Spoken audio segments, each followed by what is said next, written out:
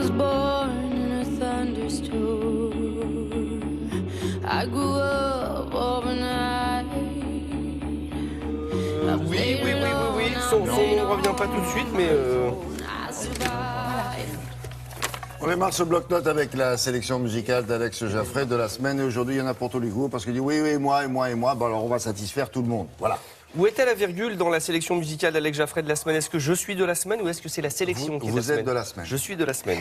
C'est la dernière semaine d'ailleurs. D'accord, c'est ça que je voulais juste vérifier, voilà, c'est pour ça. Ok, très bien. Comme quoi, avec une virgule dans une phrase, ça change tout. Il y aura un point là-dessus. Oui, on n'en parle plus. Bon, puisque c'est la dernière, je veux faire ça bien.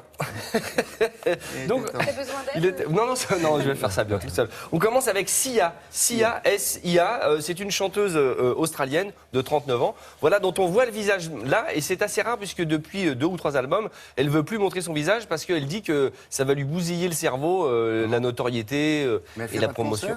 Elle fait pas de concert. Si, vous allez voir, mais... Alors quoi, elle fait masquer? Voilà, c'est ça. Un peu comme les Daft Punk, vous voyez, l'idée, c'est de la musique faceless, c'est-à-dire sans visage. Alors Sia, voilà, regardez, ça c'est Sia maintenant. Ah oui. Voilà. Ah bon? C'est toujours Sia, mais c'est moins visible, vous reconnaissez. Vous êtes sûr que c'est elle? Ou alors c'est un ancien chroniqueur, je sais plus. Enfin, moi, je pense que c'est elle, a priori. Ou alors c'était un... Oui, non? Oui, c'est Mireille. Oui, il y a une coupe Mireille d'Arc avec du Année bonus. 80. Oui, exactement. Et elle chante quoi? Alors, avant de chanter ses chansons à elle, elle a écrit des chansons pour Rihanna, Beyoncé, Céline Dion, Katy Perry, enfin voilà, et en plus des chansons, des tubes, hein, pas des faces B, des vrais gros tubes. Et puis elle s'est dit, je vais faire ça moi-même comme une grande, et donc elle fait des chansons et qui marche très bien depuis 2008-2010. Elle est quoi comme... Elle est australienne. Et donc elle revient avec son nouvel album, et il y a toujours, dans son précédent disque, dans le clip, il y avait une petite danseuse, une jeune fille qui dansait très bien. Là, elle a repris un peu ce même principe, cette fois-ci avec une jeune fille asiatique. Regardez. Alors, c'est pas le clip, mais c'est une prestation de Sia, où vous allez voir qu'elle a une coupe Mireille d'Arc un peu longue. Voilà.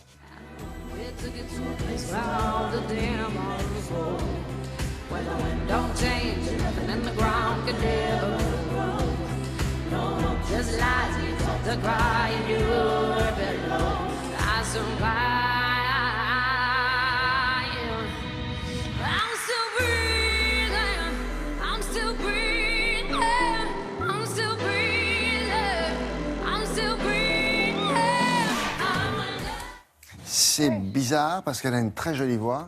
Incroyable. Mais on oublie parce qu'on regarde l'œuf de Pâques qu'elle a sur la tronche et on se dit c'est quoi? Et on n'écoute pas bien. Elle a une coupe de cheveux de pouvez radio. Dire de notre part? Oui, je vais lui Madame, dire. arrêtez l'œuf de Pâques. C'est vrai. Et la chanson est remarquable. C'est une très bonne auteure-compositeur. Mais en plus, c'est écrit, c'est très bien. Il y a toujours des changements imprévus dans la chanson. C'est-à-dire que vous écoutez la chanson, puis d'un seul coup, le refrain vous emmène ailleurs. C'est très malin dans la structure. Alors, c'est un vrai panier sélection du mois garni et très ouvert puisqu'on passe à Eric Truffat, un trompettiste de jazz que j'adore, suisse, né en 1960. Voilà, Eric Truffat. C'est un garçon qui accompagnait son papa, qui était saxophoniste, dans des balles quand il était petit. Et depuis, il n'a pas quitté la trompette. C'est vraiment un trompettiste de classe mondiale. Un peu à la façon d'Ibrahim Malouf. Il a mélangé les influences. C'est-à-dire que c'est à la fois du jazz, mais pas du jazz. C'est parfois de la pop, parfois un peu world. Là, par exemple, il a demandé à Rocky Traoré et Oxmo Puccino, vous savez, le chanteur, un peu rappeur, de venir travailler avec lui. Ça donne un truc très particulier. Eric Truffat, c'est parti.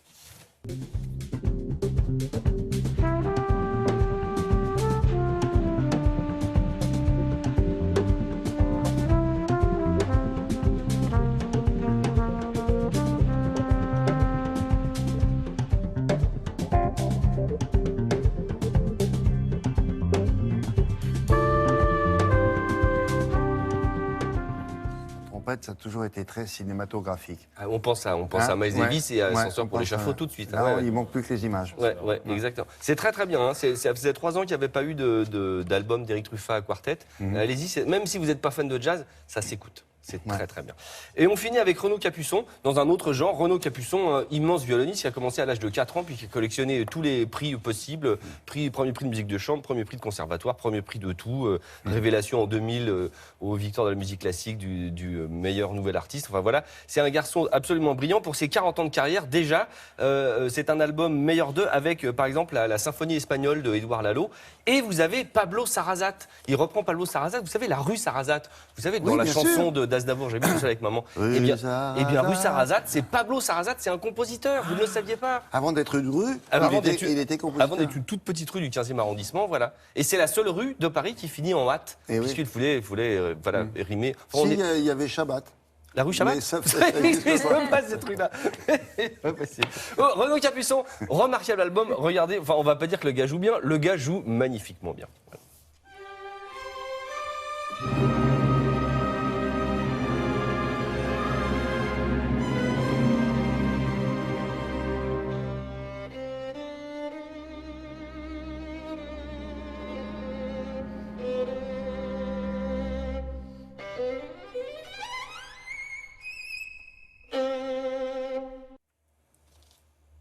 Voilà. Ah, c'est court, ça donne envie, mais allez-y. Hein. Déjà, la symphonie espagnole. Il a du syndrome de Peter Pan, lui aussi. Hein. Oui, il vieillit pas trop. Ça fait 10 ans qu'il a 22 ans. Hein. Comme nous tous. Non, pas tout à fait. Presque. Presque tous. Bon, voilà, c'était la sélection d'Alex de la semaine.